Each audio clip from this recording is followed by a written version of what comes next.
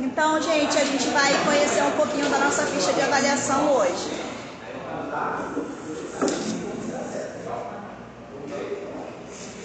Então, ó, a gente entra na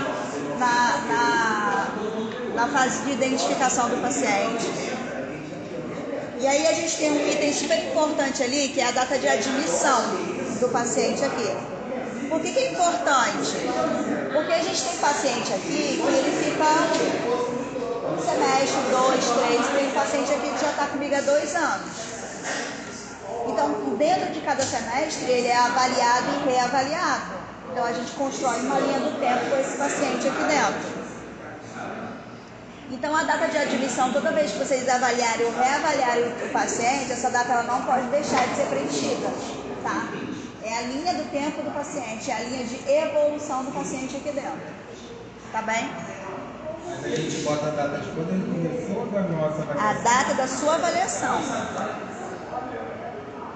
E aí, na próxima semana, vocês vão avaliar os pacientes que já são da casa, né? A gente vai dar preferência para os pacientes que precisam dar continuidade ao tratamento e depois que a gente vai começar a puxar o pessoal da fila de espera. Então, esse pessoal já tem prontuário aberto. Então, ele já tem uma linha sendo construída aí.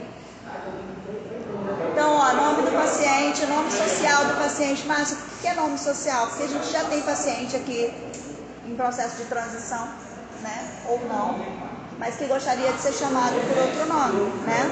Então, a gente pergunta ao paciente, como você gostaria de ser chamado? Tá? Idade, peso, altura. Se o paciente não souber o peso, a gente tem balança aqui, a gente pega, enfim, a balança. A pressão arterial de admissão do paciente aqui, né? No momento que vocês estão avaliando, ela é importante. Tem paciente que não tem a mínima noção de que ele já é hipertenso, porque ele não sente absolutamente nada. Tem aquele paciente que não se conscientizou de que é hipertenso e só toma um remédio quando começa a passar mal. Ou então tem aquele paciente que jura pra você que ele não é hipertenso, mas o médico mandou todos os dias à noite ele tomar um atenolol. Não, eu não sou hipertenso, mas o médico disse que eu tenho que tomar esse remédio. É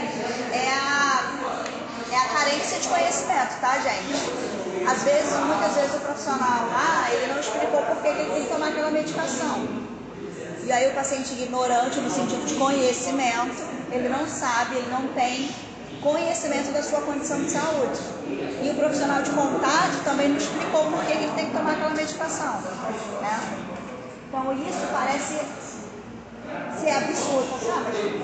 É absurdo isso, como que a pessoa está tomando a medicação e não sabe por que ela está tomando? Acontece. Vocês vão ver que acontece. Principalmente pacientes idosos.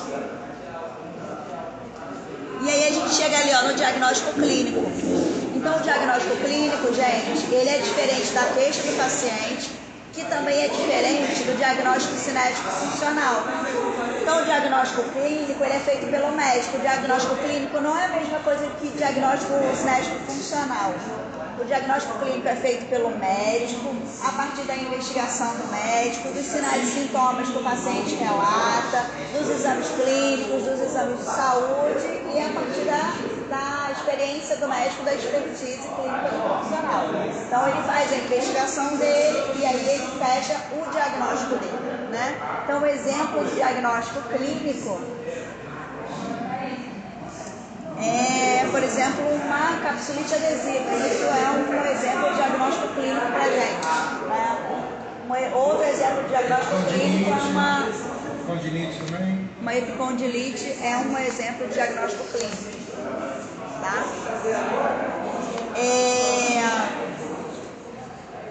Uma lesão de ligamento cruzado anterior é um exemplo de diagnóstico clínico. Agora, quando vem aquele paciente com papelzinho escrito assim, lombalgia, é diagnóstico clínico? O que vocês acham? Lombalgia é diagnóstico clínico? Não, acho que não.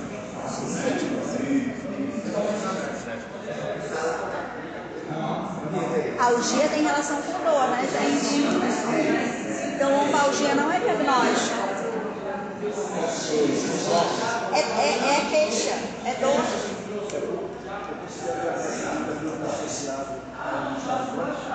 Não.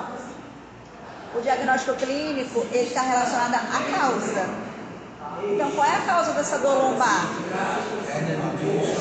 Pode ser uma hérnia de disco, pode ser um tumor, pode ser uma infecção, pode ser uma compressão de raiz nervosa, pode ser, o que mais? Uma fratura, pode ser mecânica, pode ser inespecífica. Qual é a causa dessa dor lombar?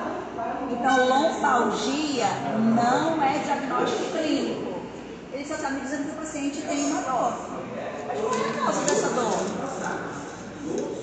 Então, dor nessa região lombar, ela pode ter muitas causas. Inclusive, ela pode ter causa visceral. Então, por exemplo, pacientes que têm câncer no fígado, câncer no pâncreas, têm resposta na região lombar.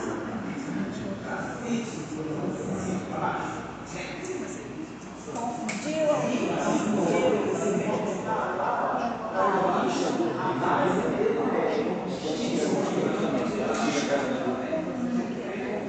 Não, dor referida é uma coisa. É saber, às vezes, por exemplo, as disfunções ou as doenças de vísceras, ela não tem dor, a víscera não dói. Ela vai ter uma dor referida em algum local. Então, por exemplo, pulmão e esôfago, por exemplo, o paciente não vai ter dor nessa área nem dor nas costas. Ele vai ter dor na base do pescoço e no pescoço. Professora, eu já peguei diagnóstico. Então, assim, para a gente receber um diagnóstico clínico,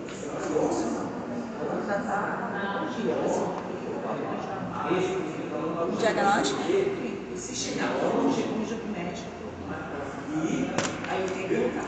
Se ele tiver um exame de imagem, você vai lá no laudinho e vê no laudo quais são as causas dessa lombalgia. Aí pode ser que lá no laudo tenha lá hérnia C3, C4, hérnia L1, L2, L3. Aquela é a causa da dor no paciente. Acontece ainda. Vocês ainda vão pegar muito disso. É inacreditável, mas acontece. Então é isso, gente. O diagnóstico clínico é a causa daquela condição do paciente. E ela é feita pelo médico a partir lá da investigação dele, certo? A queixa do paciente é o que traz ele, né, pra gente, né? É o motivo por qual ele nos procura, né? Então, a queixa do paciente é o que ele relata pra gente. Ela não deve ser interpretada, ela não deve ser colocada em termos técnicos. Se o paciente disser, eu tenho uma dor nesse ombro, que parece que está enfiando uma agulha, você vai colocar na ficha, entre aspas, eu tenho uma dor nesse ombro, que parece que está enfiando uma agulha. Ah, eu tenho dor nos dois joelhos e tenho uma fraqueza nos joelhos, não consigo nem subir nem descer escada. É assim, você vai transcrever para a ficha exatamente as palavras do paciente. A queixa do paciente, a gente não vai transformar, não vai colocar em termos técnicos. A gente vai transcrever exatamente como o paciente relatar a queixa.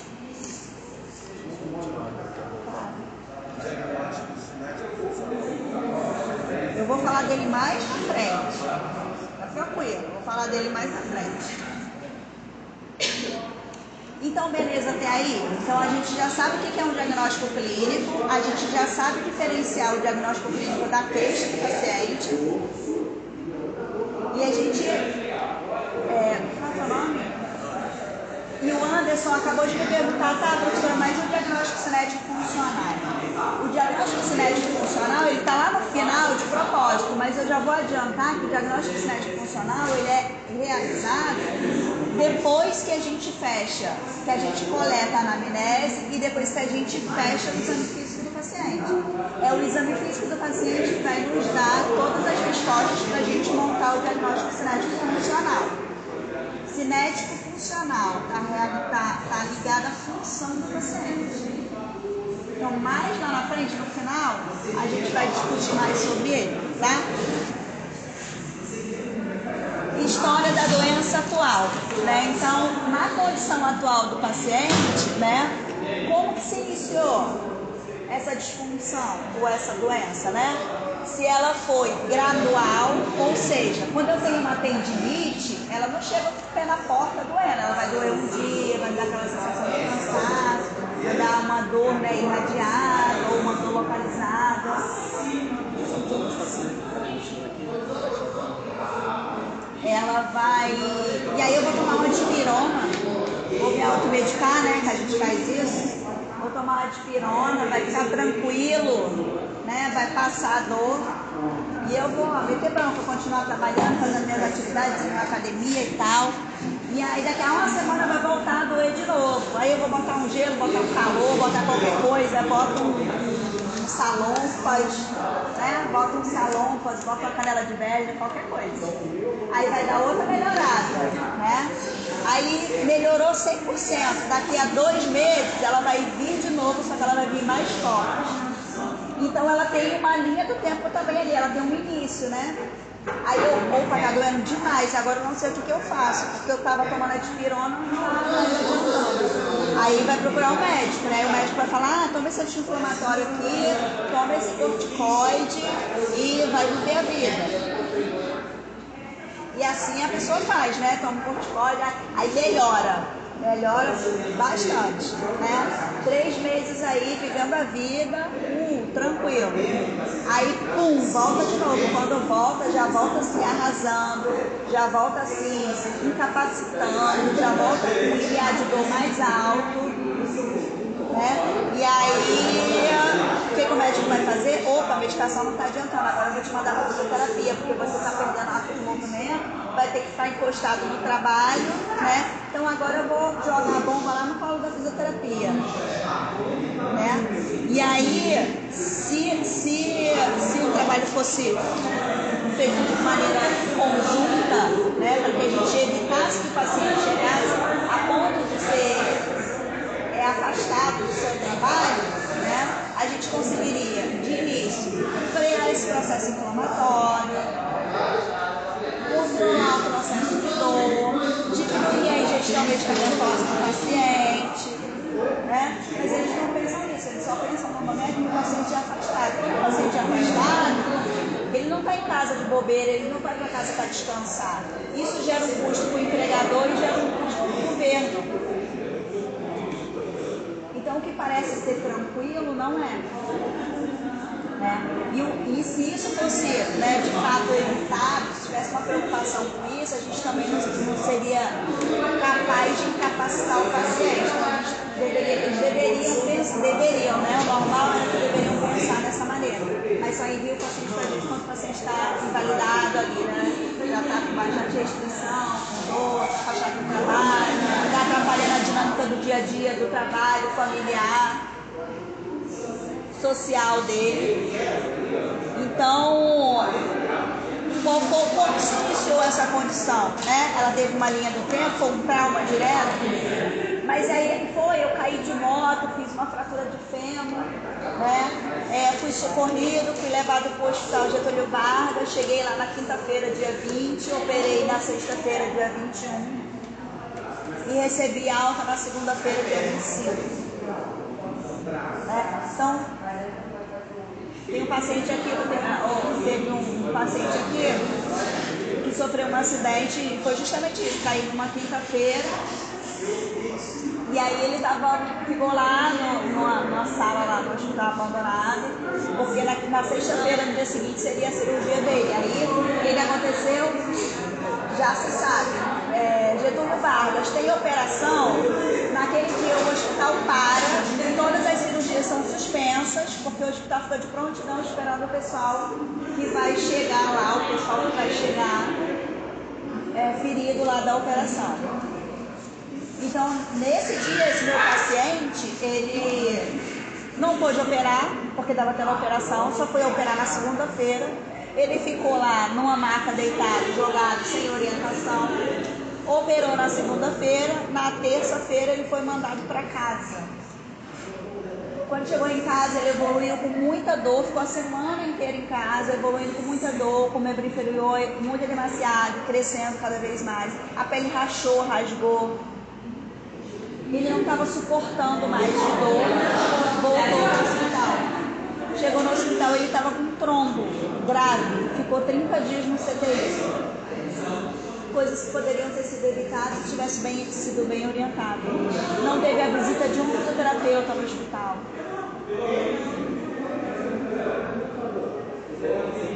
Então, mas ficou internado por 30 dias, né, para tratar do trombo. E aí depois ele veio aqui pra gente, era um membro inferior difícil, uma perfusão difícil, você via que a vascularização era difícil, era uma coloração mais escura, demorava mais tempo para responder, coisas que poderiam ter sido evitadas se ele tivesse sido orientado. Provavelmente esse trombo ele já fez no hospital e já mandaram ele para casa com esse trombo já. Então, coisas que poderiam ter sido evitadas no momento que ele deu entrada lá na internação. Mudança de decúbito, orientação, bombeamento de família, coisa básica que evita morte.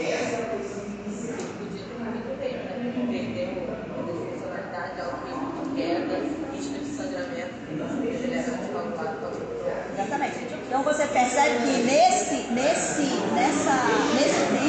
ele teve vários eventos.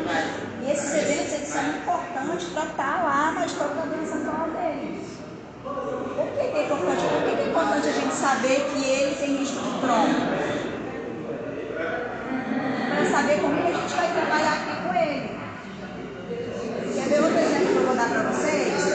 Outro paciente caiu de moto, fez uma fissura na fíbula distal. 20 anos. Sabe o que fizeram com ele lá naquele bendito daquele Getúlio Vargas? Imobilizaram ele do pé até a virilha, por conta de uma fissura na fíbula distal. É absurdo, mas é verdade. Sabe o que aconteceu? Trombo.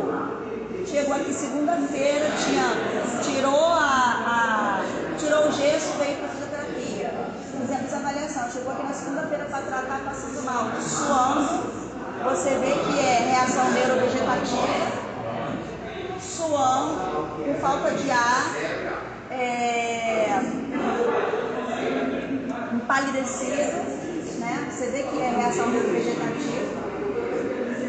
Com muita dificuldade de respirar, eu brinquei com ele, falei, tu passou a noite no baile, veio direto do baile pra cá. Não, professor, eu tô passando mal, eu tô assim, no final de semana todo, não fui pra baile nenhum. Ele, mentira, tu tá de ressaca, eu brincando ali com ele, né? Ele, não, eu não bebi não, eu tô assim no final de semana todo. Só que na avaliação, ele também não contou como é que foi o processo de imobilismo dele. E aí eu comecei a questionar, né? Porque o aluno questionou, eu comecei a questionar. Cadê o exame? O que você fez? Como você ficou imobilizado? Onde é que estava o gesso? Por conta de uma fissura em fíbula distal, ela bloqueou 3 articulações: tornozelo, joelho e quadril. 30 dias. Trombo. 20 anos. Falei, você vai sair daqui direto pro hospital. Chegou lá na internação, CTI direto. Já estava com trombo, já tinha desprendido. Risco de parar.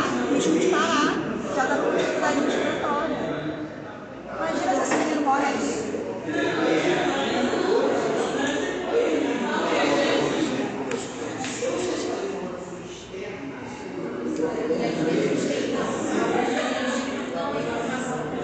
Exatamente.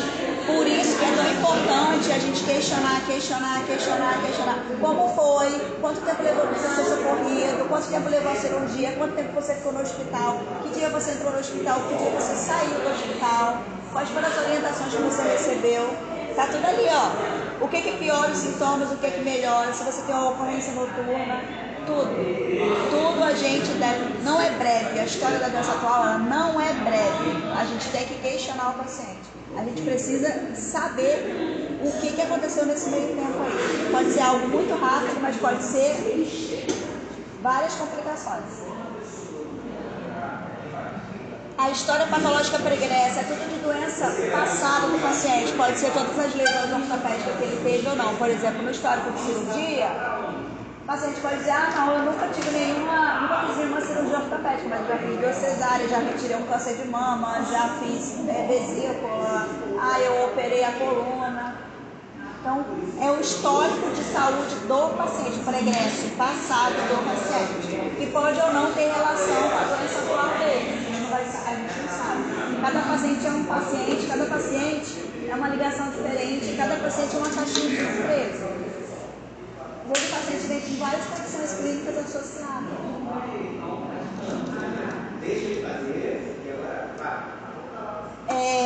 As doenças clínicas, hipertensão arterial. Você é hipertenso? Não.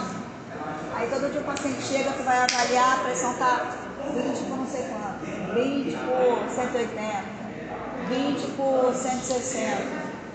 Aí o paciente fala assim, eu estou com dor de cabeça. Todo dia ele chega aqui com dor de cabeça, aí a pressão está 20 por 160. Por que é importante aferir a pressão antes e depois? Porque o paciente ele vem andando e tal, aí chega aqui e a pressão está alta.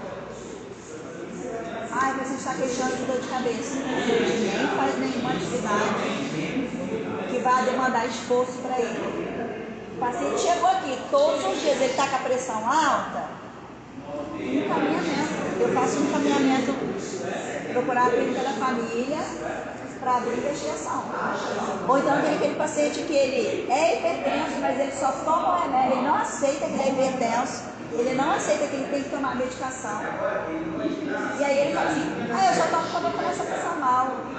Mas você tem que entender que a medicação é justamente para não chegar nesse ponto. Porque pode chegar no ponto de passar mal e apagar, né?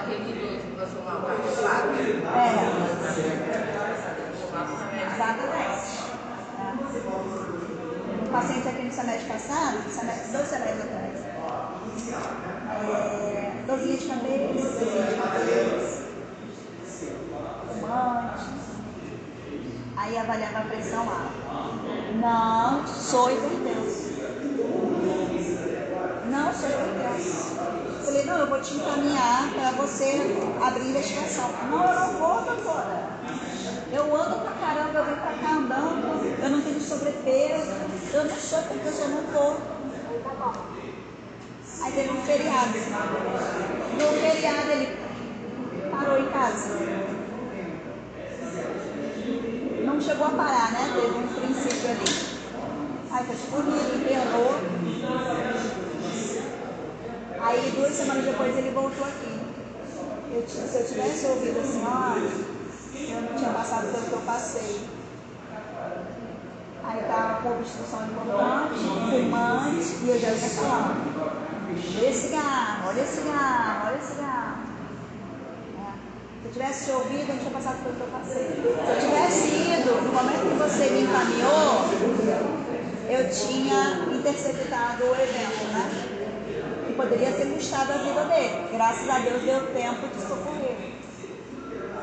Então é isso, gente. Vocês vão lidar diariamente com esse tipo de paciente, esse perfil de paciente.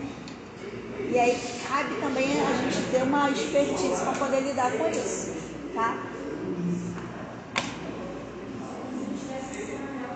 Então, as diabetes, cardiopatas, pneumopatas, né? A obesidade, as doenças hormonais, as doenças reumatológicas, também elas são importantes. O paciente reumatológico, ele faz muita medicação. Então tem paciente aqui que faz uso de mais de 5 medicações. Quando tem paciente com muita medicação, não cabe nem na ficha, a gente pega uma ficha anexo, anota tudo.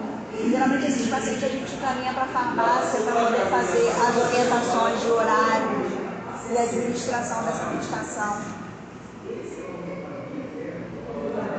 O histórico de alergias do paciente, como eu falei, os medicamentos em uso ali, pode ser os medicamentos que estejam relacionados ou não com a condição dele.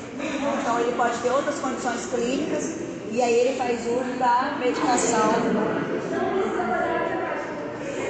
para tratamento. A história familiar do paciente. se há alguma história familiar relacionada à condição atual ou não. O histórico de outras patologias, né? Por exemplo, a gente tem paciente aqui HIV positivo, né? Então é outro tipo de condição clínica. Tem paciente que vem aqui por conta de uma dor, está tratando um câncer de próstata, está tratando um CA de pulmão, de mama. Né? É importante a gente saber de tudo isso. É claro que no início é um pouco complicado, porque pode ser aquele paciente super consciente, né? Que vai falar tudo de histórico de saúde dele, mas pode ser aquele paciente que ele vai reter a informação, né? Por isso que é importante a interação com o paciente, a confiança, a aliança terapêutica, o fortalecimento desse vínculo, né? É importante. Tinha um paciente aqui, semana passada. Ele fez era um paciente de 60 anos, ele fez um trauma no joelho e ele estava aqui por conta desse trauma. Ele fez um trauma jogando bola e ele ficou com uma dor e tal. Enfim. E ele era um HIV positivo. Há mais de 20 anos ele convivia com o vírus. Ele não tinha nenhuma outra condição clínica de saúde. Não era hipertenso, não era diabético, peso controlado, boa alimentação, não fuma, não bebe, faz o uso do retroviral direitinho, carga viral zero. Todos os exames, carga viral zero. Ele não estava aqui porque ele tinha uma outra condição clínica associada à doença. Ele estava aqui porque ele estava jogando futebol, fez um trauma e estava louco para voltar a jogar futebol. Então você vê, uma medicação adequada, direitinho, cuidando da saúde, dorme bem, come bem, não tem nenhum tipo, né, de uso de substância que possa ser prejudicial. Há mais de 20 anos que essa pessoa estava convivendo com vírus e uma saúde perfeita. E, gente, não existe estereotipo mais para esse tipo de coisa. Não existe. Né? Lá na década de 80, quando surgiu aqui no Brasil, e surgiram os retrovirais, quem é da saúde, não sei se a Flávia deve lembrar que o paciente ele tinha uma coloração de pele diferente, era uma coloração amarronzada, né? Era uma pele como se fosse um plástico derretendo, né? Porque era a qualidade da medicação. Hoje em dia não existe mais isso. Hoje em dia o retroviral ele é capaz de baixar a carga viral num nível que a pessoa pode ter contato sexual sem preservativo e não contamina o outro. Tem um casal que acabou de ter, eles têm 2 filhos, a esposa positiva, o marido negativo e os 2 filhos negativos. E a mãe positiva. A carga viral dela é tão baixa. Hoje ninguém morre mais de HIV. Mas isso não é sempre nas grandes mídias. É todo mundo sai bem entendendo. Hoje ninguém morre mais de HIV. O que eu quero que vocês entendam nesse bate-papo é que a gente vai, em algum momento, cruzar com essas pessoas aqui ou não. E vai ter outras condições de saúde também, outras síndromes, outras doenças, outras coisas. Professora, com relação aos medicamentos que eles fazem, a gente pode pedir para, de repente, em alguma vida dele aqui, trazer para a gente ver esses remédios. Porque eu, às vezes, na sessão básica, eu tinha algumas dificuldades em relação a isso. Qual é o nome da sua medicação? Porque assim, a gente sabe. Eu não sei, às vezes o paciente não sabe, ele não lembra, ele não sabe dosar.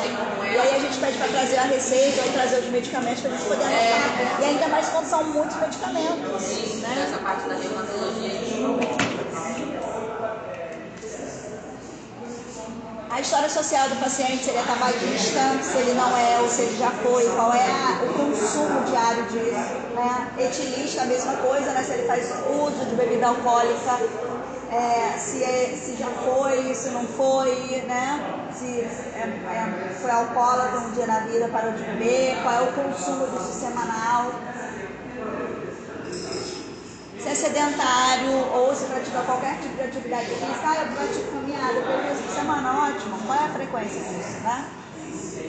A atividade laboral do paciente, se o paciente trabalha, né, ou se é aposentado, enfim, qual é a função que ele desempenha. que pode ter relação com a condição de saúde dele atual ou não. E aí eu posso dar vários exemplos para vocês, por exemplo, operador de caixa tem muita disfunção de ombro cervical. Como é que é a moradia desse paciente, né? Se tem muita escada, se é de difícil acesso, né? Às vezes o paciente, principalmente os idosos, a gente vê muito isso. Ah, minha filha, eu moro longe, né? A minha rua é uma ladeira enorme que eu tenho que subir, e aí às vezes eu não venho porque quando chove eu não venho, porque eu tenho medo de cair. Né? Eu não consigo subir porque fica escorregadio. Então eles fazem uns relatos assim. Ai, meu joelho dói tanto e eu não consigo mais ir na igreja, né? Porque ele tem que ir em leve, porque chegar lá tem que subir as escadas da igreja e ele não consegue subir ou descer. Outra coisa que é muito comum, eu não consigo mais pegar o ônibus. Tenho muita dificuldade de subir e descer as escadas do ônibus. Como é que é a alimentação, como é que é o sono, né? Se é bom, se é ruim, se é moderado. Às vezes o paciente fala assim, ah, meu sono é bom. Quanto que você dorme? Eu durmo 4 horas, 3 horas. Para quem tem dor crônica, não dormir adequadamente nunca vai sair daquela roda de dor.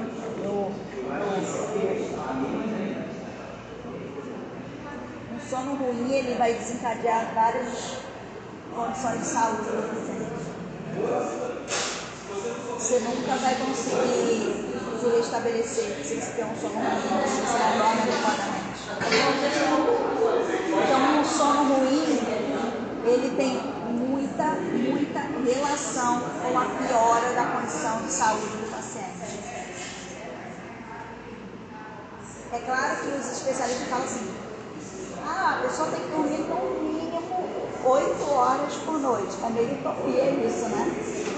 Dependendo ali de como que tá a tua semana ali, é meio utopia isso, hein?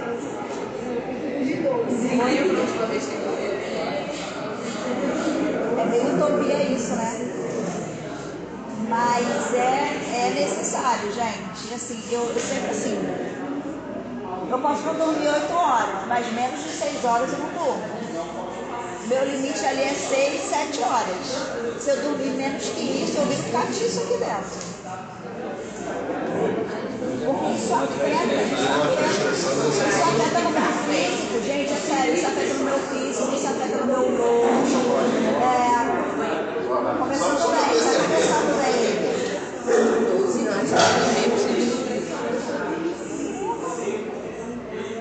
Mas isso é sério, gente.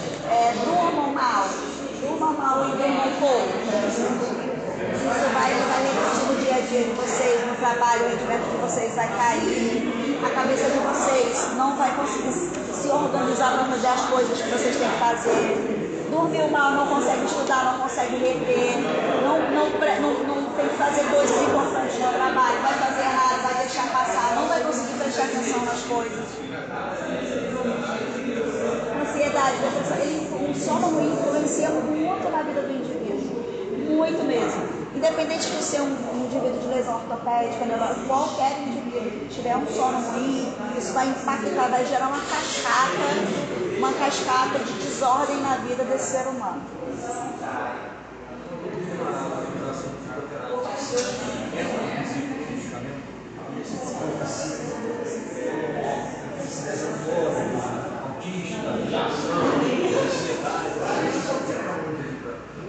Ele entra nas outras condições clínicas.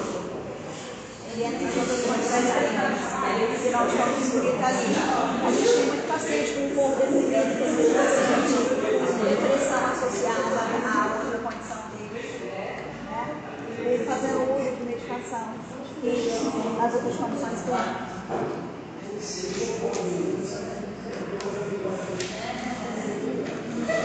E aí, gente, ó, se esse paciente, né, como é que é a alimentação desse paciente, né, como é que ele classifica essa alimentação, se ele é um paciente ansioso, né, se ele se considera um paciente ansioso, ou se ele teve algum evento, né, de aspecto emocional, né, que deixou, que a partir disso fez com que ele passasse a ser ansioso, a ter crise de ansiedade, ter um humor mais deprimido, né, então...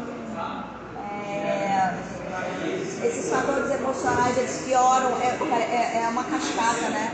Ele piora o sono, piora a dor, a ansiedade piora, o humor depressivo piora. E aí a gente pode dar vários exemplos aqui. A Kátia é uma paciente extremamente depressiva, obesa, com várias condições clínicas de saúde, com relações familiares ruins, né? Não só com o marido, com o filho, mas desde da concepção ali, a relação com os pais, parece que foi abandonada. Então imagina uma mulher de 40 e poucos anos, acho que não tinha nem 50, né? 40 e poucos anos, com um aspecto extremamente envelhecido, com um sono ruim, sem assistência médica adequada, se auto-medicando. Então, chegava a tratamento extremamente dopada, com risco de queda, de cair de cara no chão mesmo. Amanda conheceu essa paciente. Humor muito deprimido. Então, a gente teve que acionar farmácia, nutrição, serviço de psicologia. Ela está fazendo um serviço em conjunto com essa paciente para tentar tirar ela lá do limbo, literalmente. Ela veio o primeiro semestre aqui para mim. A gente não conseguia evoluir porque ela estava extremamente abalada emocionalmente. Então era choro e deitada. E aí tudo passivo, né? Apesar dessa paciente não ter nenhuma lesão específica, é uma paciente da atenção básica com queixa de dor na lombar e queixa de dor nos joelhos, né? Só que uma paciente obesa, gente, extremamente obesa, com essas condições de saúde todas associadas. E aí, ela só queria ficar deitada, porque o conforto para ela era ficar deitada. Então você imagina uma paciente obesa que não sai de casa, trancada, não se alimenta adequadamente, não faz atividade física. Uma loucura, um desafio. E aí no semestre seguinte eu proibi ela de chegar perto do tatame. Porque era ruim para ela estar perto do tatame por conta do humor já depressivo. Então o que ela queria? Ela queria fazer da televisão uma extensão da casa dela. Eu falei, não tem condições, né? A gente precisa evoluir essa paciente. A gente precisa oferecer condições dela melhorar. E foi aí que eu fui buscando todo mundo. Ou para a nutrição, vamos aqui ajudar. Ou para a farmácia, vamos aqui ver os medicamentos que estão se automedicando. Né? Serviço social, vamos aqui para dar gratuidade. Vamos aqui serviço de psicologia para cuidar da parte emocional. Né? Falei, meninas, ó, sol.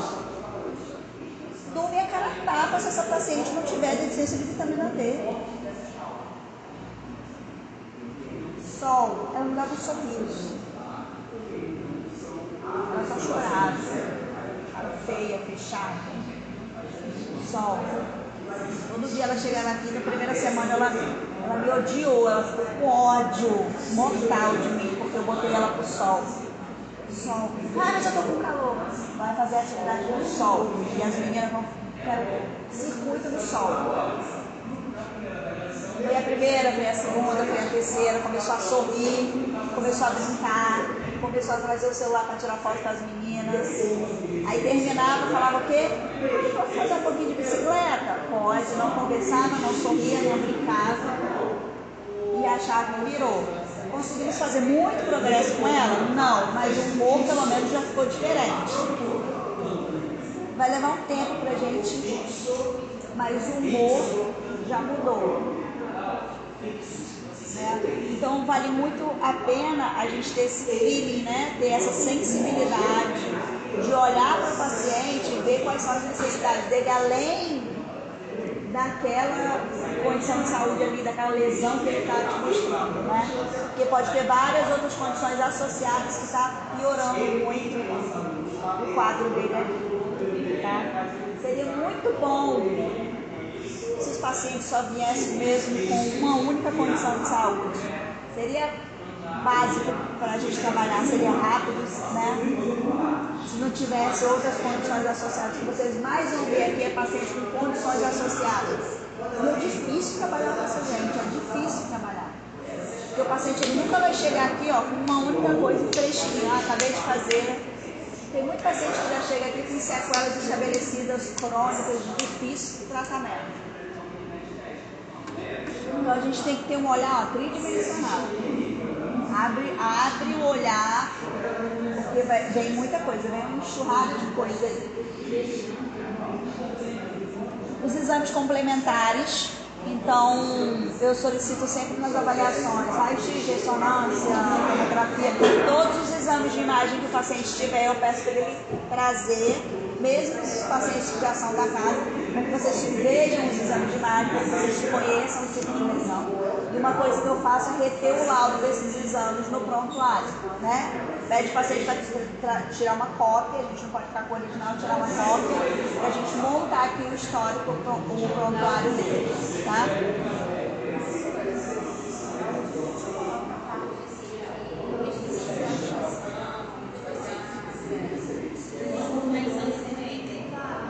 Pode colocar nas observações, sempre tem algumas observações, mas lá na frente, mais lá na frente, no exame, no diagnóstico cinético funcional, é bom para você. E assim, se não tiver espaço, pode pegar uma folha anexo. Gente, dúvidas, perguntas?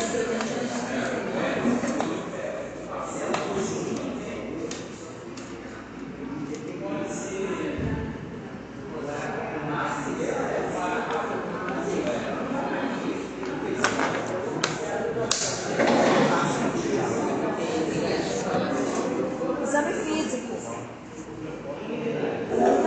A gente vai começar pela escala visual analógica de dor. Parece bem básico para a gente que conhece, né? Sabe como funciona essa ferramenta? Escala analógica de dor.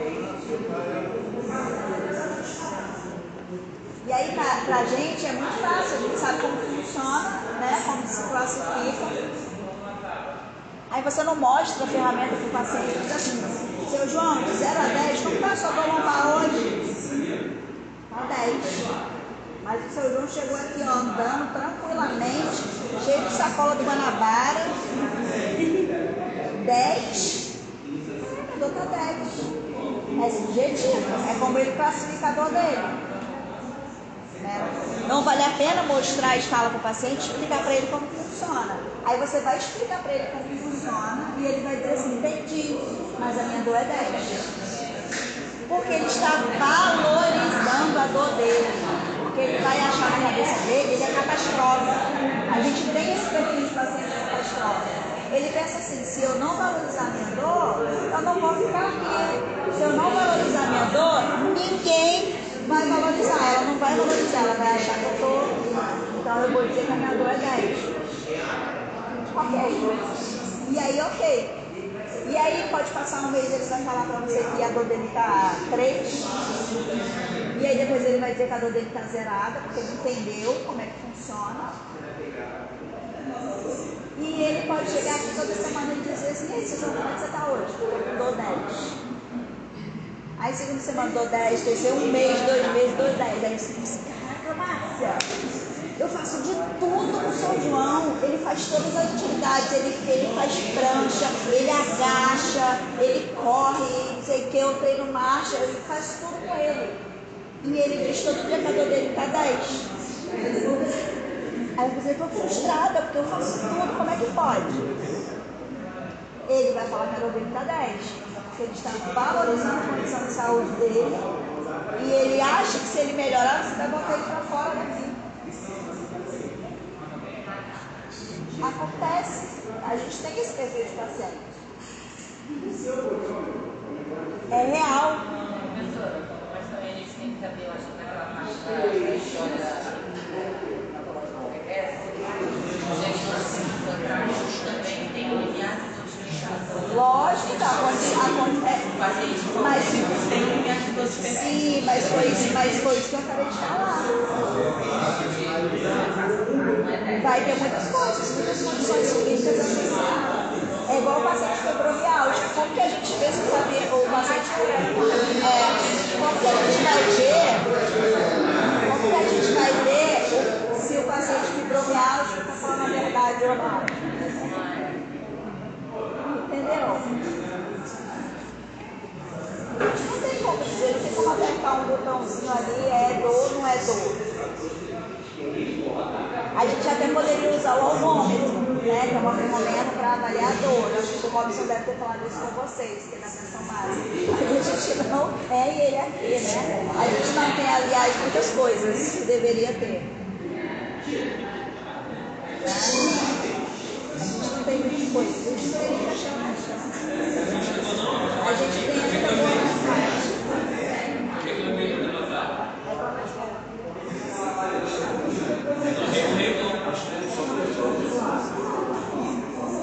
Então, assim, gente, e vocês vão entender a minha raiva mais à frente. Eu vou botar um pouquinho da minha raiva mais pra fora, mais à frente.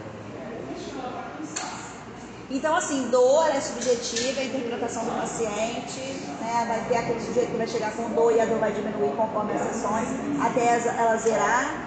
Vai ter aquele cara que vai chegar com muita dor e ela vai diminuindo gradualmente. Vai ter aquele sujeito que ele vai bater o pé e vai dizer que todo dia a dor dele é 10. Tá? Oi? Mas é isso que eu tô falando. Tem o sujeito que é catastrófico. Ele está catastrofizando a dor dele. É o cinesioscópico, que é o catastrófico.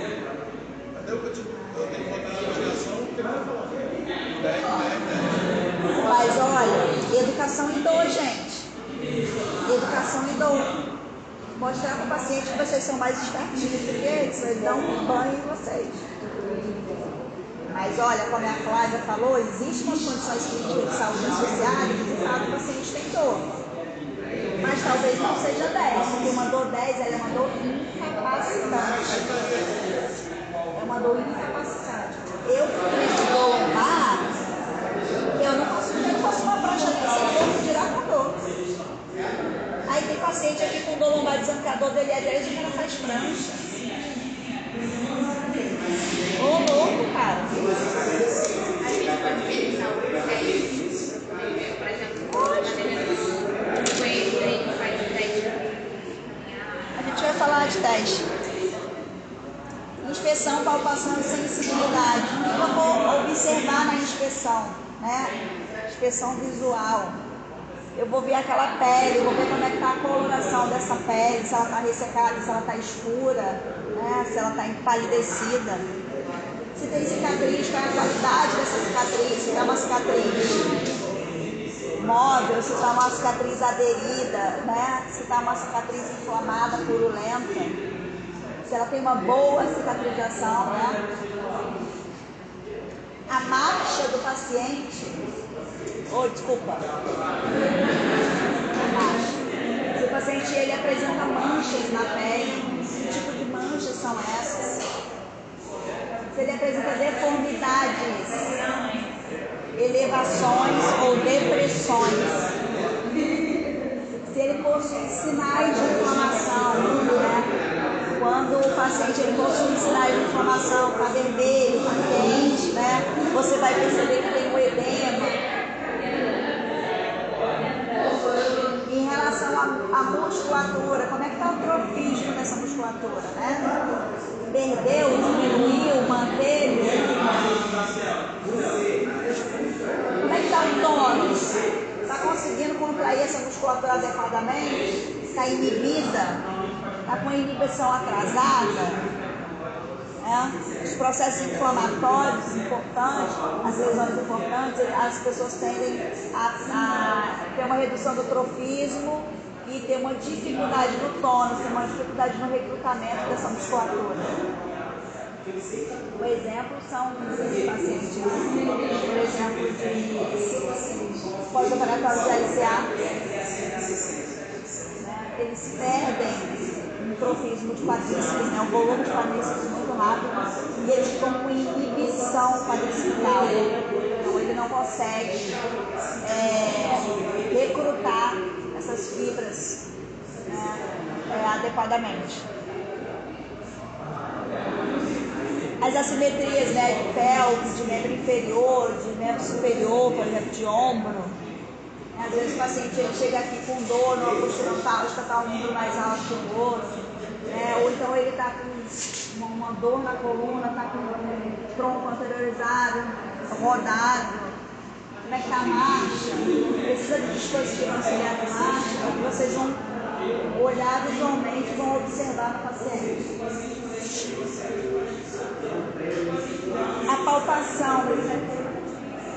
palpação da área.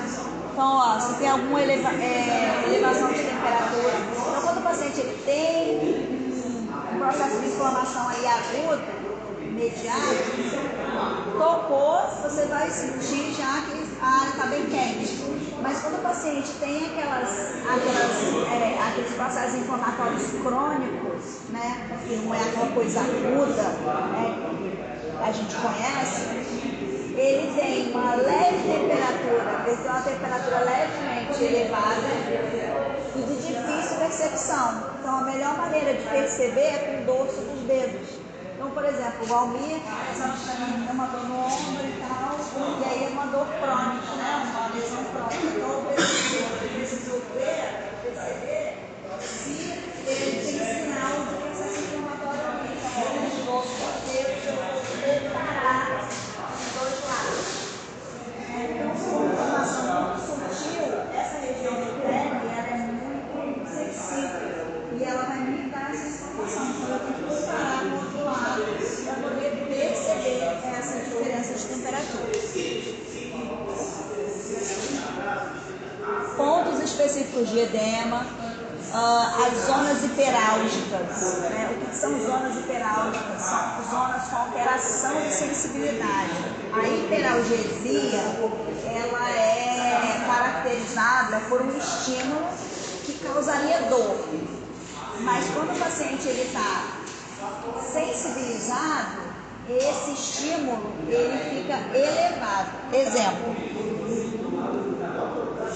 o Almir aqui está com uma lesão periférica aqui no cálcio. E aí eu pego a caneta, pum. O Almir vai ter um reflexo de puxar. Isso aqui já incomoda, certo?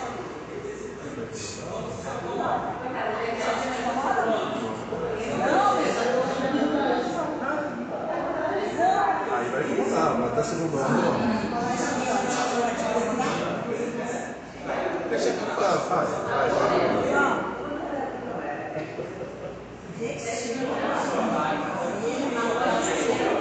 Então, assim, seria um estímulo que a hiperalgesia é você receber um estímulo que normalmente ele provoca dor. Só que nesse caso da hiperalgesia, você dá uma sensibilidade, ele provocaria dor, ele está triplicado. Então, você vê um estímulo que você seria um estímulo de retirada, vai ser um estímulo de dor. Então, é como se você tivesse sensibilizado a fonte, onde fosse um estímulo de retirada, que volta a ser um estímulo de retirada, aquele estímulo que normalmente já causaria desconforto, ele está exacerbado, de maneira triplicada. Tá? Aí você tem ali a lodínia. Você sabe o que é a lodínia? A lodínia ela também corresponde a uma alteração de sensibilidade, só que normalmente seria um estímulo que não causaria dor. Então, por exemplo, o paciente ele tem uma lesão periférica e aí ele recebe um estímulo que não seria um estímulo que provocaria dor. Então, por exemplo, normalmente aqui, usando o Almir, eu pegaria um estímulo que o algodão passaria aqui na pele do Almir e ele dor. Então, o sistema nervoso dele recebe aquela informação. Isso.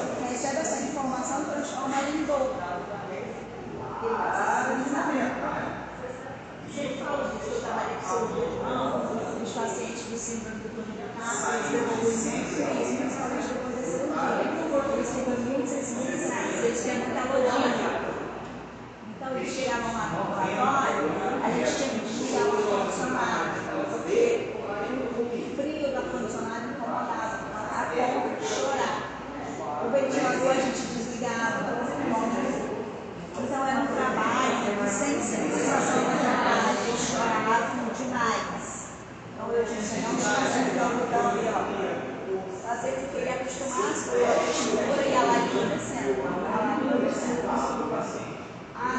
Amor, uma semana de validação, semana seguinte, uma esponjinha, né, fofinha, depois uma esponjinha mais grossa, depois uma escova de dente ali, mais certas, né, depois uma escova mais grossa, depois uma lixa, depois a minha mão, meu corpo, a mobilização progressiva.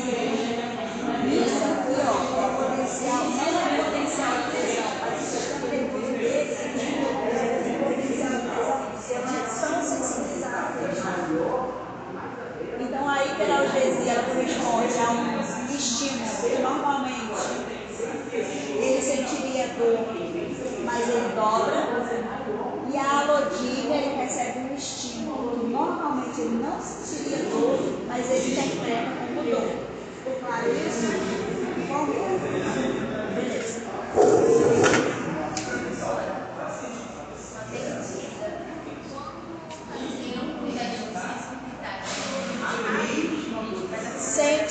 Sempre, principalmente nos pós-operatórios aí, né? Nas lesões graves nos pós-operatórios. O paciente, às vezes, ele tem uma alodínia, né? Ele tem algumas áreas mais hiperálgicas ou então ele tem uma redução dessa sensibilidade.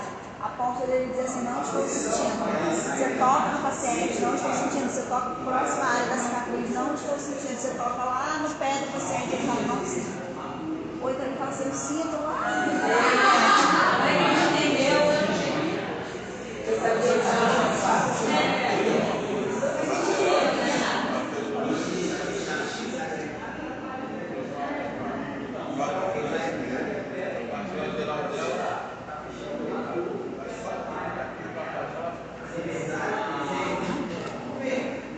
Acontece. Os testes ortopédicos,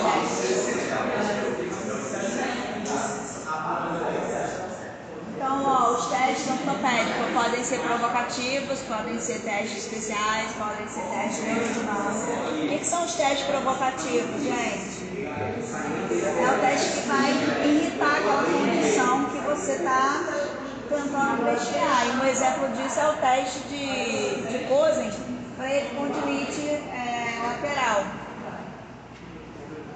Então, por exemplo, o paciente ele tem uma queixa de dor no cotovelo, irradiada para a mão, você tem? E aí a gente vai e faz o teste, pede para o paciente fazer uma prono ou uma supinação forçada, e aí ele vai, né? Você já fez o teste para você? E aí ele vai disparar ali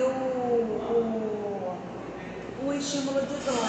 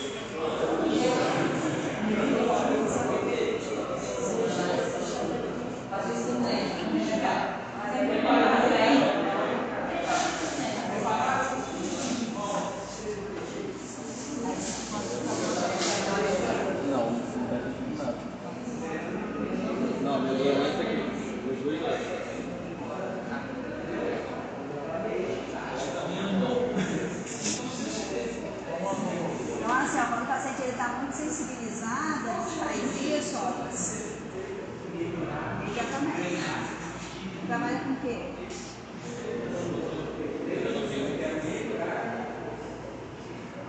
Pode não ter relação, pode ter relação, pode até ter algum outro nervo, mas talvez não seja o mediano, não seja o mediano.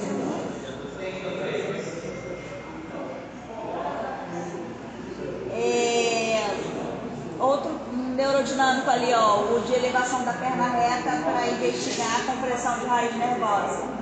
Então, por exemplo, aquele paciente com dor lombar, que fala assim, minha 10, minha dor tá 10, né? Aí você pergunta assim, e a dor? A dor, onde que é a localização da dor? Eu tenho dor aqui na minha lombar, tenho dor que desce a minha perna e tal. Aí você vai deitar o paciente para fazer o teste de elevação da perna reta. A 30 graus mais ou menos, se o paciente tiver compressão de raiz nervosa, ele já vai sentir dor. Se ele disser assim, não modificou, você vai fazer uma dorsiflexão para você sensibilizar o teste. E tem paciente que vai passar dos 30 graus. E outra, a gente sempre começa o teste com um aperto pela perna que ele não refere dor. Você vai abraçar aquele calcanhar e você vai elevar aquela perna reta. Começa o teste pela perna que ele não refere dor. Porque muitas vezes acontece de fato, o paciente não referir dor naquela perna, ou o paciente passar a referir dor na hora do teste, porque a informação cruza. Tá? Ele pode dizer que ele só tem dor na perna esquerda, e na hora que você faz o teste na perna direita, a informação cruza. Ele vai falar, opa, senti alguma coisa aqui. Tá? Ou não ter nenhum tipo de dor, não ter nenhum tipo de reação. Mas a gente sempre começa pela perna que ele não queixa de dor. Tá? Vocês sabem tudo, né? De teste neurodinâmico?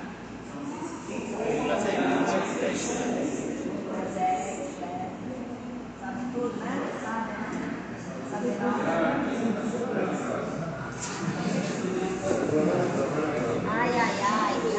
Ai, criancinhas. Mobilidade, gente, mobilidade. Como que a gente vai fazer isso? Não.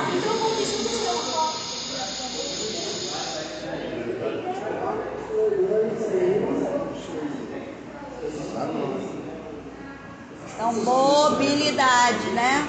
Amplitude de movimento. A gente vai quantificar as restrições que forem encontradas através do goniômetro, né? Vou botar aqui no grupo para vocês o material que eu uso geralmente, que eu disponibilizo para vocês estudarem. Deixa eu ver lá.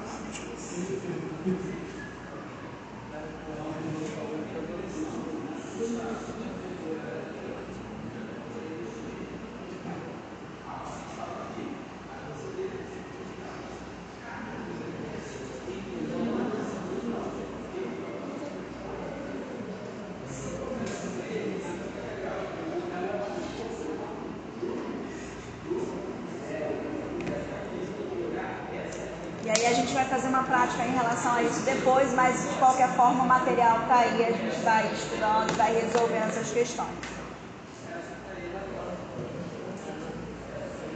Teste de força muscular manual. Odeio esse teste.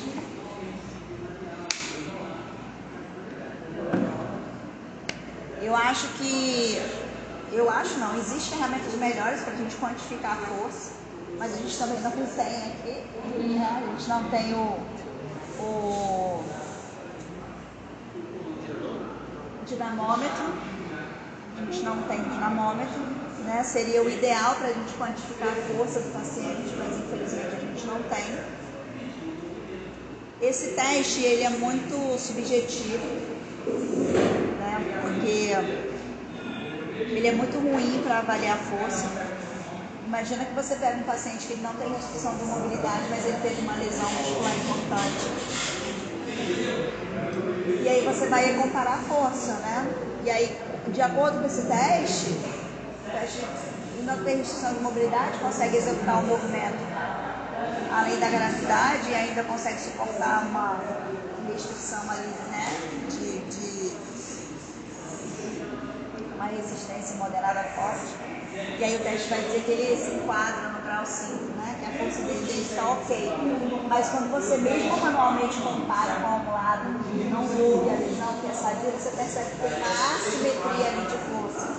E como é que eu quantifico isso, gente? Você percebe que existe uma diferença, mas segundo o teste ele está ok, está grau 5, está normal. Né? Eu preciso quantificar isso. Como é que eu quantifico isso, gente? Exercício unilateral. Exercício unilateral.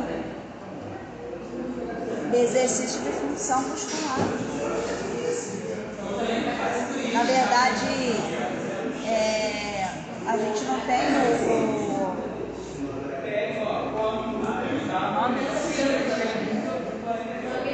a gente não tem o dinamômetro, que era uma ferramenta que seria excelente, que a gente deveria ter, que a gente não tem.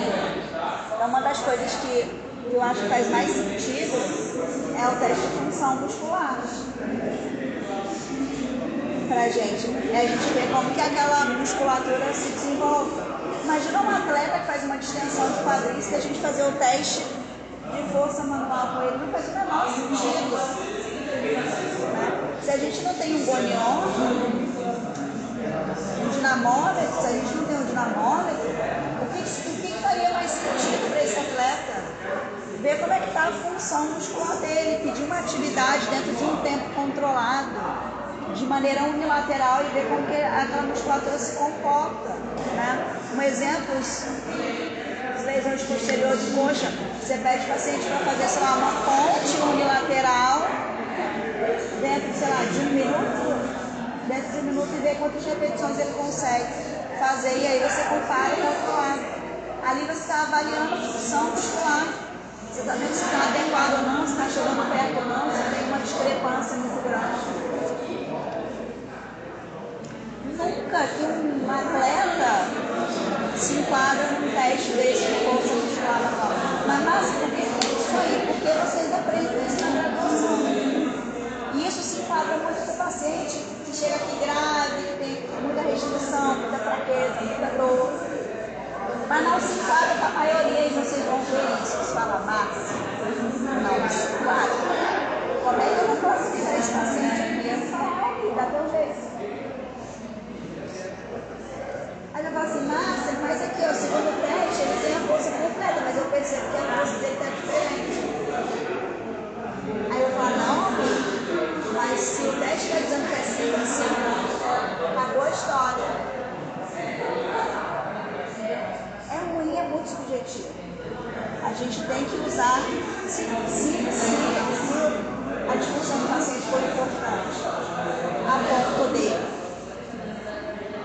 a ponto de a gente conseguir classificar dentro desse teste, ok. Se não, o teste de função muscular. O teste de função muscular. Oi?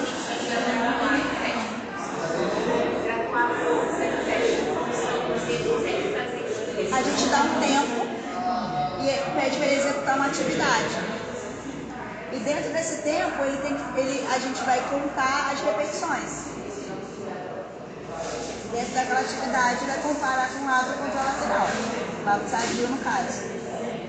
Mas o tempo é controlado, a atividade é controlada, se ele compensar não vai valer. Sem resistência. Hã? Sem resistência. Geralmente a resistência é o peso do próprio corpo.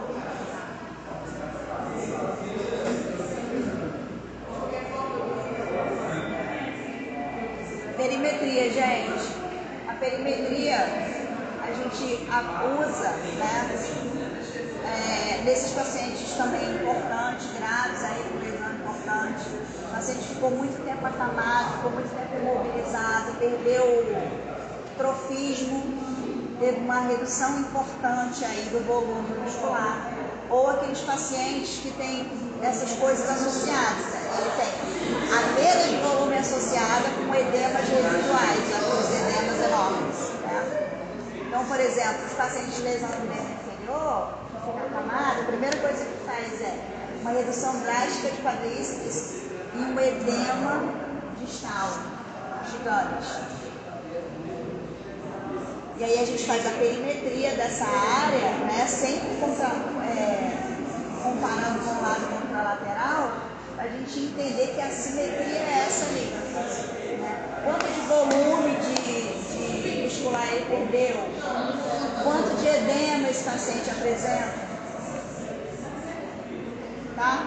E aí daqui a pouco a gente faz a prática disso. Chegamos aqui, ó, no diagnóstico cinético funcional.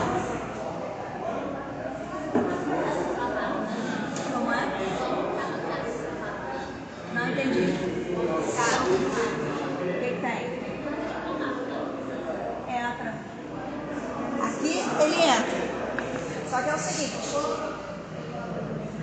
depende do objetivo dele aqui. Porque, por exemplo, tem amputado que procura a gente porque ele precisa fazer um encaixamento do coto, preparar o coto para receber a prótese. A gente não tem esse serviço aqui.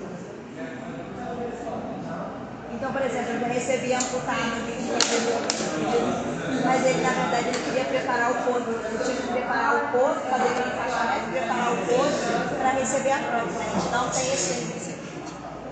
Eu não sei fazer isso. É muito difícil de encontrar. É difícil, inclusive, de você encontrar formação em relação a isso. Porque você precisa preparar aquele coto, você precisa encaixar aquele coto ele vai ganhar uma forma para poder entrar naquela prótese. Então eu não sei fazer isso. É uma formação e é difícil, inclusive, de você achar essa formação. Então, fala.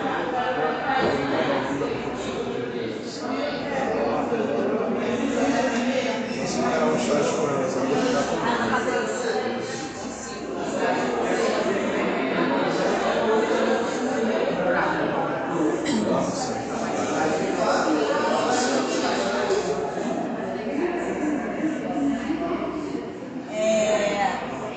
Então, o diagnóstico cinético funcional, né, gente? Lembra lá que eu falei no início que é diferente do diagnóstico clínico, né? O diagnóstico cinético funcional está relacionado à função do paciente. Então, quem que nos dá as informações em relação ao diagnóstico cinético funcional? É o exame físico do paciente, é a condição de saúde dele, mais o exame físico, né? Então, o exame físico é quem vai nos dar todas as respostas que a gente precisa para montar esse diagnóstico cinético funcional.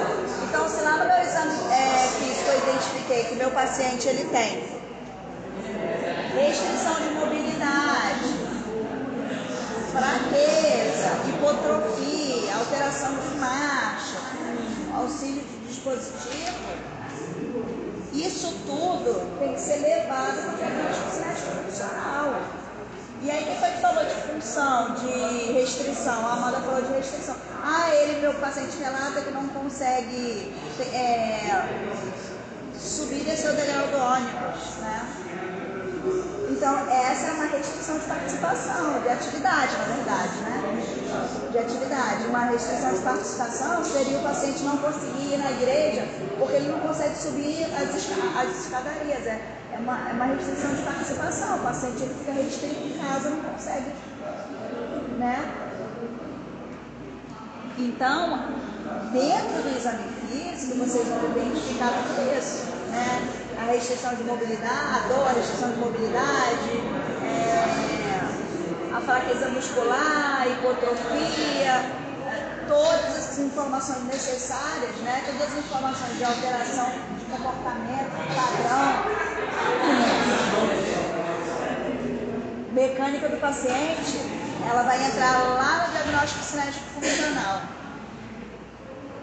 Ficou claro isso agora? Ficou olhando? Ficou Almir? Ficou, gente? Cleverson, Cristiane, ficou claro? Ficou, Ana Carla? Ficou claro?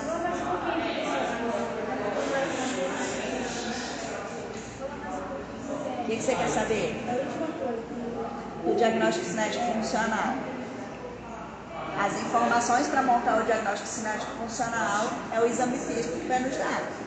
Então, dentro do exame físico, como eu já passei lá, a gente tem a avaliação da dor, a inspeção da área da lesão, a gente tem os testes provocativos neurodinâmicos que vai nos dar essas informações, né? Vai confirmar as informações. A gente tem a avaliação da mobilidade, a gente tem a avaliação da força. A inspeção vai nos dizer se o paciente, como é que está esse paciente, né? Como é que está a marcha do paciente, como é que está o tronco do paciente, como é que está, né, o membro superior do paciente, membro inferior. Então a inspeção ela é visual, a gente vai ver aquilo, a gente vai anotar. E essas informações todas, em conjunto, vão construir o nosso diagnóstico cinético funcional.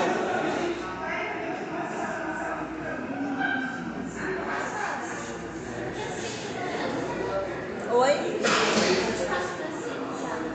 Não tem espaço para si. Porque é difícil.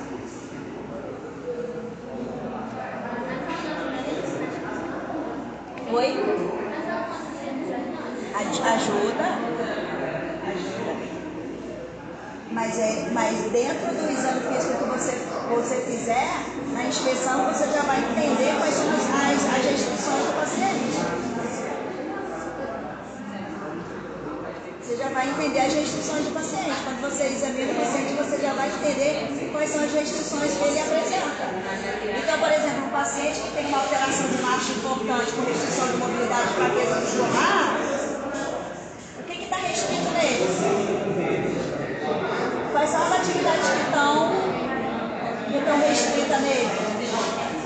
Quais são as capacitações que podem estar restritas nele? Imagina que o paciente ele vem aqui, ele só pode ir se alguém trouxe a ele.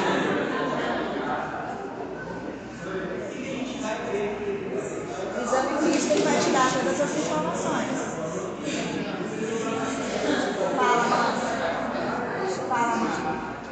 O paciente está pensando, não precisa ser robotizado. Exatamente. A gente vai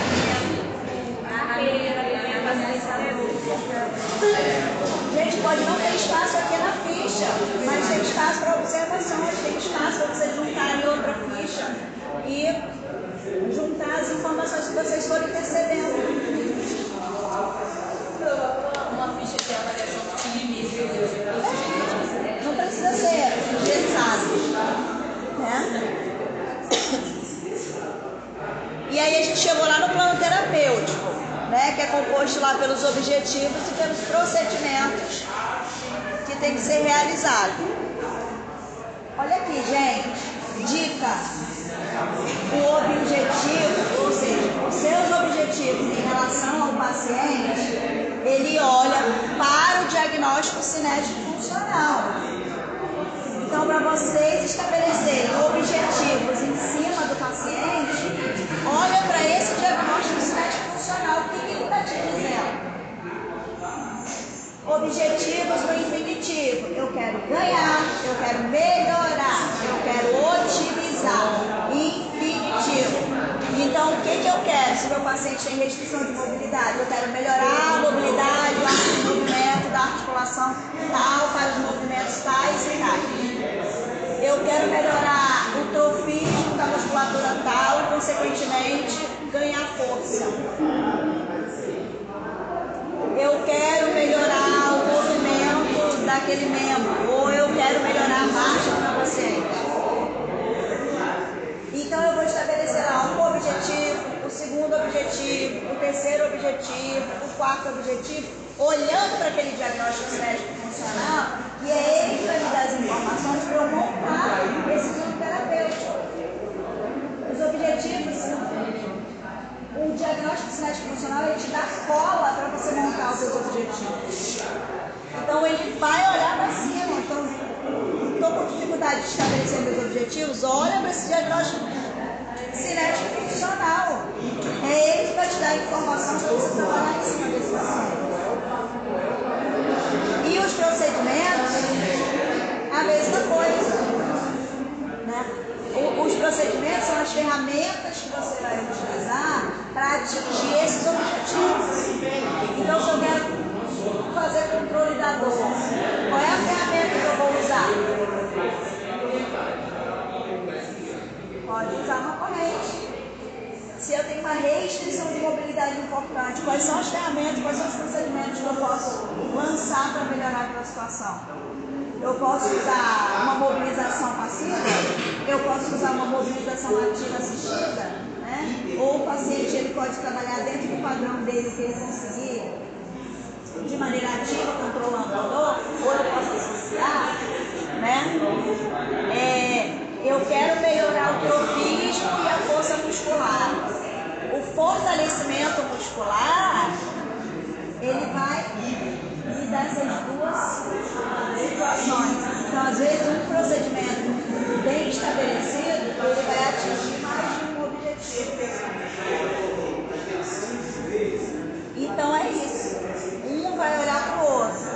subjetivo vai olhar para o diagnóstico cinético funcional e o procedimento ele vai olhar para o objetivo. Então, uma coisa ela tem que linkar com a outra. Então, o objetivo 1 ele linka com o procedimento 1, o objetivo 2 ele linka com o procedimento 2, o objetivo 3 e 4 linka com o procedimento 3. Vai depender de como que vocês vão organizar isso. Precisa ter um raciocínio clínico em relação a isso. E ele tem que ser claro, gente. E eu não quero ninguém floreando, inventando técnica disso, técnica daquilo. Porque às vezes vocês falam tanto de técnica, vocês se enrolam, não conseguem executar a técnica, aí coloca ali, faz técnica tal e tal e não faz nada. Às vezes o feijão com arroz dá certo e funciona lindamente.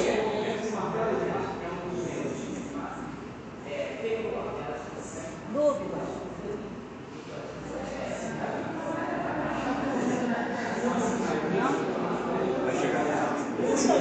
Professor, mesmo que eu falei uma besteira aqui, mas eu vou falar. Por exemplo, esse paciente que sempre tem na EGA sempre dá 10, 10, 10, mas a gente está vendo que não é 10. No caso, o que fazer com esse paciente? Que a gente sabe que ele está melhorando. Ele pode relatar para você que ele continua sentindo dor, mas tem outras variáveis. Tem ato de movimento, tem força, tem teste. Qual é o resultado dessas outras variáveis? Mas ele vai fazer o seguinte: como é que seria o procedimento? Eu sei que ele está melhorando, só que ele não assume que está melhorando, ele está com medo de pagar para a gente. Você não vai bater de frente com ele, você vai continuar executando as atividades que você planejou para ele. Eu sei que ele está melhorando, mas ele não sabe o que eu sei. Você não vai bater de frente com ele. Vai chegar uma hora que ele vai. Mas eu posso assim, avançar. Avançar. Se você pode, desde que ele responder no tratamento, você pode avançar. O plano terapêutico ele também não precisa ficar engessado. Você pode mudar ao longo do tempo.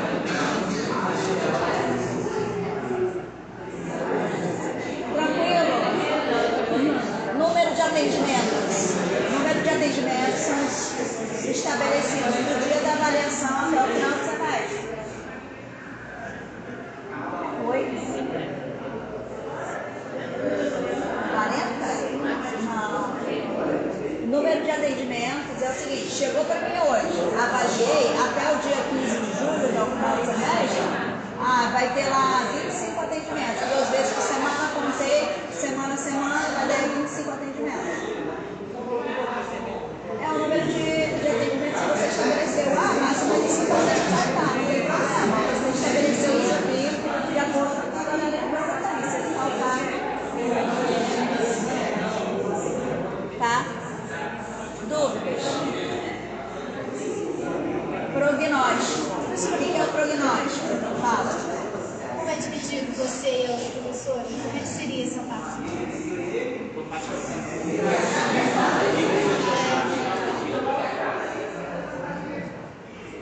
Vai contar o semestre. Prognóstico. O que é o prognóstico, gente? O prognóstico ele tem que ser qualitativo. O prognóstico ele é uma estimativa do futuro. Você não pode pegar um paciente e dizer assim, olha, daqui a 20 atendimentos, daqui a 5 atendimentos, você vai estar zerado, sem dor, com a consciência restaurada, com sua pele correndo para lá e para cá. Você não pode gravar, você não pode fechar, você não pode dizer que você vai fazer e acontecer, porque não vai acontecer. É leviano da parte da gente a gente fechar o prognóstico. Embora o prevento exige que a gente faça prognóstico, você faz um prognóstico estimativa do futuro. Você qualifica ele. O que é um prognóstico qualitativo? Né? É você dizer se a condição de saúde dele é boa, ruim ou moderada. O seu fulano vai ter 25 atendimentos. E eu acho que a condição dele é moderada e você vai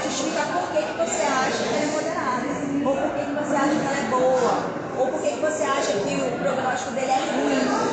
Ah, o prognóstico dele é ruim, porque é um paciente com artrose avançada, com deformidades importantes e indicativo de cirurgia e de prótese.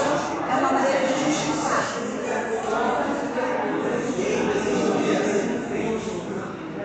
Tá? Então é uma estimativa que você está jogando, primeiro você está colocando de maneira qualitativa e depois você está jogando para o futuro. E aí você pode falar, ao final do número de atendimentos que você estabelece, ao final de 20 atendimentos, eu espero que o paciente esteja melhor da dor, esteja com o arco de movimento restaurado, né, e esteja com a força restabelecida. Você está pegando aquilo dali, você está jogando para o futuro, mas você não está afirmando que vai ser daquele jeito.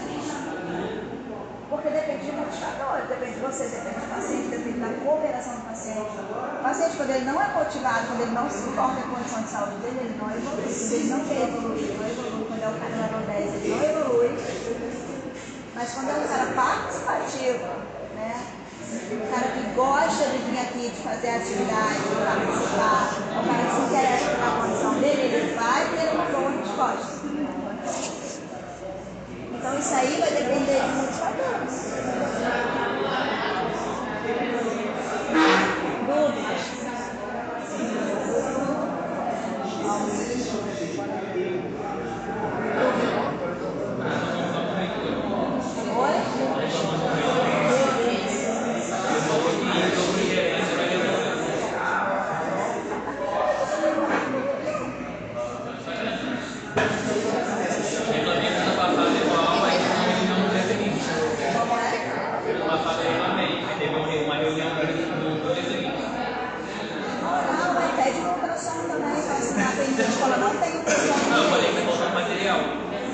Não tem ultrassom, não tem caixa elástica, que é o básico.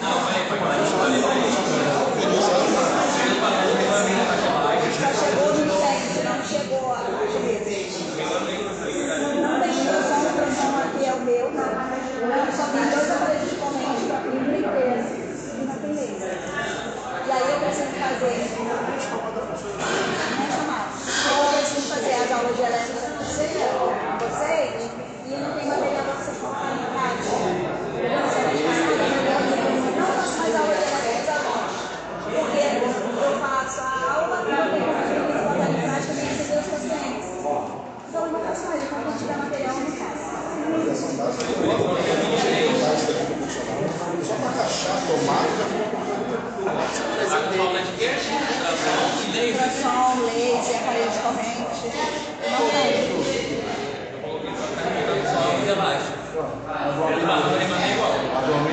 Não tem ultrassom nem laser. Estou vendo aqui, não tem ultrassom nem laser. Tem uma professora fazer as aulas com a gente de elétrica. Não tem como a gente usar os pacientes. Não tem como a gente fazer as práticas de material. Reclama uma vez só.